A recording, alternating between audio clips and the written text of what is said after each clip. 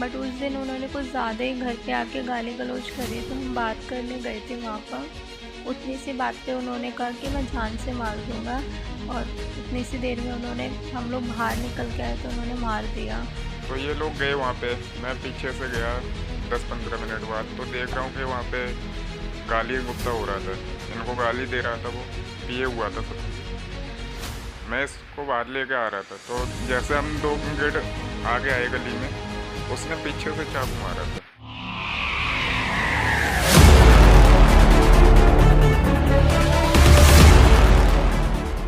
नमस्कार, मेरा नाम है आयुष शर्मा। मेरे साथ देख रहे हैं स्वराज मीडिया नेटवर्क, और इस वक्त हम मौजूद है राजधानी दिल्ली के उत्तम नगर क्षेत्र में, जहां से एक बहुत ही हृदय विदारक घटना सामने आ रही है। आपको बता दें कि इसी स्थान पर जहां पर हम मौजूद हैं, यहां पर एक युवक ने अपनी ही बहन का गला बहुत ही निर्मम तरीके से चाकू से रेत दिया। हालांकि गनीमत ये रही कि जो चाकू का वार था वो ज़्यादा गहरा नहीं हो सका, जिसके चलते लड़की की जान थी वो बच गई है। परंतु बहुत ही गंभीर ये मामला सामने आया है, क्योंकि अगर ज़रा सा भी चाकू ऊपर नीचे होता और घाव ज़्यादा गहरा हो जाता तो हो सकता है कि लड़की की इस घटना में मृत्यु भी हो सकती थी। इस वक्त हम मौजूद है राजधानी दिल्ली के उत्तम नगर क्षेत्र में, जो कि बिंदापुर थाने के अंतर्गत ये जगह आती है, और इसी चीज़ के चलते बहुत ही गंभीर आरोप, जाहिर सी बात है, बिंदापुर थाना पुलिस के ऊपर भी लग रहे हैं। जैसा कि हम आजकल हर दूसरे केस में देख भी पा रहे हैं कि पुलिस वाले जो है वो मामले का सही तरीके से संज्ञान नहीं लेते। परंतु आपको बता दें कि यहाँ पर जो आरोपी है उसको हिरासत में ले लिया गया है और आगे की भी पूछताछ की जा रही है। परंतु इसके पीछे क्या मुख्य कारण था कि उसने हमला क्यों किया था, ये पता नहीं चल पाया है,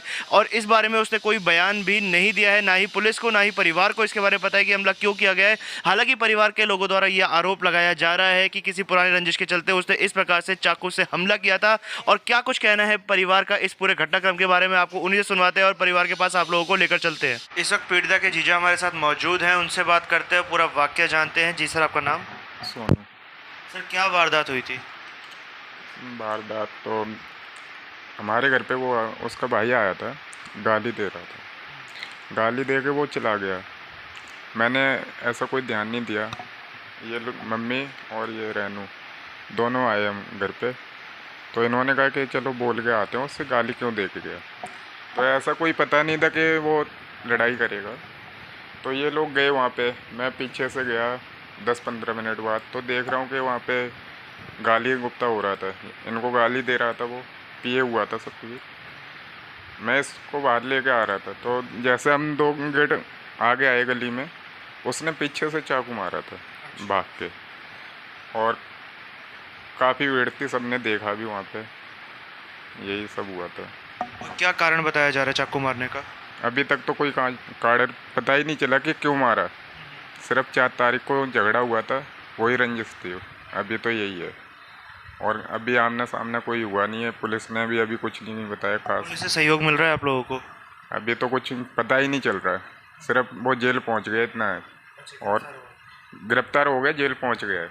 सिर्फ इतना बताया कि 307 धारा लगी हुई है, और कुछ नहीं बताया, यही है। एफआईआर की कॉपी है आपके पास? नहीं है, एफआईआर की कॉपी मिली नहीं है अभी तक। और पुलिस वालों से कांटेक्ट भी किया था हमने, उन्होंने सिर्फ यही बोला कि हमारा काम थाने लाने का था, अब कोर्ट में हाजिर करेंगे, कोर्ट वाले जेल भेज देंगे, हमारा इससे आगे कोई काम नहीं है, अब जो देखेगा कोर्ट देखेगा, ये बोला है उन्होंने। अभी भी कोई खतरा बना हुआ है या धमकियां मिल रही हो आप लोगों को? नहीं, अभी ऐसी धमकी तो नहीं है, सिर्फ वही है जब वो छूट जाएगा तो आगे एक खतरा हो सकता है, यही है। क्या उनके परिवार की वजह से या उनके साथियों की तरफ से, किसी की तरफ से कोई दबाव बनाया जा रहा हो केस वापसी लेने का? नहीं, ऐसा कुछ नहीं है, अभी ऐसा कुछ नहीं है, कोई धमकी नहीं है, कोई दबाव नहीं है डाल कर। बाकी तो सब घर वालों को भी कोई दिक्कत नहीं है उससे।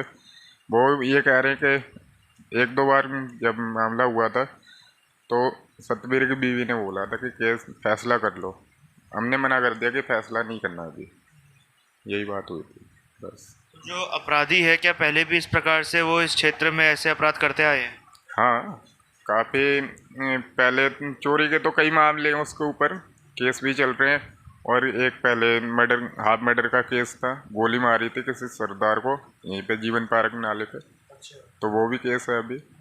काफ़ी ये बदमाश टाइप का है पहले ही से, पहले से ही है ये। इस वक्त रेनू जी हमारे साथ मौजूद है जिनके साथ ये हादसा हुआ था। मैं सबसे पहले आप लोगों को दिखाना चाहूँगा कि इनकी गर्दन पर चाकू से वार किया गया था, जिससे सीधा सीधा ये पता चलता है कि जान लेने की कोशिश की गई थी। इतनी बुरी तरीके से, इतने निर्मम तरीके से इनकी गर्दन के ऊपर वार किया गया था। तो अब इनसे बात करते हैं। मैम, क्यों वार किया गया, कोई कारण पता चल पाया आपको इसका? अभी तक कुछ भी नहीं पता चला है। अब बस उन्हें थाने में रखा गया, ना हमें कुछ बताया, ना ही कुछ पता चला है कि किस लिए उन्होंने मारा, कुछ भी नहीं पता। क्या पहले कभी आपको परेशान किया था उन्होंने? पहले कभी ऐसे परेशान नहीं किया था, मतलब कि घर रिलेटिव थे तो एक दो बार ऐसी बहसबाजी हुई थी, तो हमने कभी पुलिस कंप्लेन वगैरह कुछ नहीं की कि घर का वो है कि कोई बात नहीं। बट उस दिन उन्होंने कुछ ज़्यादा ही घर पे आके गाली गलौज करी, तो हम बात करने गए थे वहाँ पर। उतनी सी बात पे उन्होंने कहा कि मैं जान से मार दूँगा, और उतनी सी देर में हम लोग बाहर निकल के आए तो उन्होंने मार दिया। क्या अभी भी कोई खतरा महसूस हो रहा है आपको उनकी वजह से? उन्होंने पहले भी बोला था कि मैं मतलब कि जान से मार दूंगा या कुछ भी है, और अभी भी मतलब अभी तो वो अंदर हैं, जब वो बाहर रहेंगे तो कुछ वो नहीं है ना कि वो मार भी सकते हैं जब इतना उन्होंने कर दिया तो।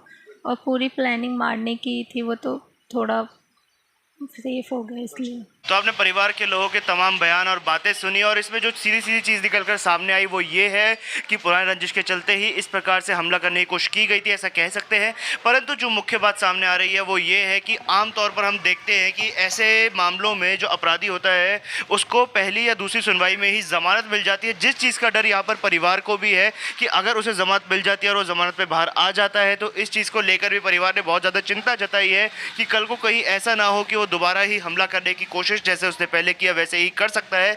तो ये कहीं ना कहीं न्याय प्रणाली की भी बहुत बड़ी कमी, और या यूँ कहे कि जो हमारा कानून है इसकी कमी निकलकर सामने आती है कि ऐसे आपराधिक मानसिकता वाले लोगों को, क्योंकि ऐसे उन्होंने पहले भी इस क्षेत्र में कई अपराध किए हैं, तो ऐसे आपराधिक मानसिकता वाले लोगों को ऐसे खुले में बाहर घूमने की इजाज़त नहीं होनी चाहिए। उनको पैरोल या फिर ज़मानत जो है वो नहीं दी जानी चाहिए। और यहाँ पर क्योंकि महिलाओं की सुरक्षा का सवाल है, और हमने देखा कि कोई भी सुरक्षा अभी तक भी यहाँ पर मुहैया नहीं कराई गई है। परिवार को मामले की गंभीरता को शायद बिंदापुर थाना पुलिस समझ नहीं पा रही है कि किस प्रकार से अगर एक व्यक्ति को थाने में छुड़ाने तक के लोग आ सकते हैं, तो जाहिर सी बात है कि उसके बचाव में या उसका बदला लेने के लिए दोबारा परिवार पर भी हमला कर सकते हैं। परिवार को कहीं ना कहीं खतरा अभी भी ऐसे व्यक्तियों से बना हुआ है, क्योंकि ऐसे आपराधिक मानसिकता वाले लोगों के हम देखते हैं कि अक्सर एक गिरोह चलता है जो अपने गिरोह के व्यक्ति के साथ अगर कोई कंप्लेंट करने की कोशिश करे तो उसके खिलाफ कार्रवाई करता है, या उसके खिलाफ यूँ कहे कि दूसरे अपराध को अंजाम दे देता है। तो सबसे पहले तो परिवार की जो सुरक्षा है वो सुनिश्चित करनी जानी चाहिए, और ऐसे आपराधिक मानसिकता वाले व्यक्ति को जल्द से जल्द और कठोर से कठोर दंड भी दिया जाना चाहिए।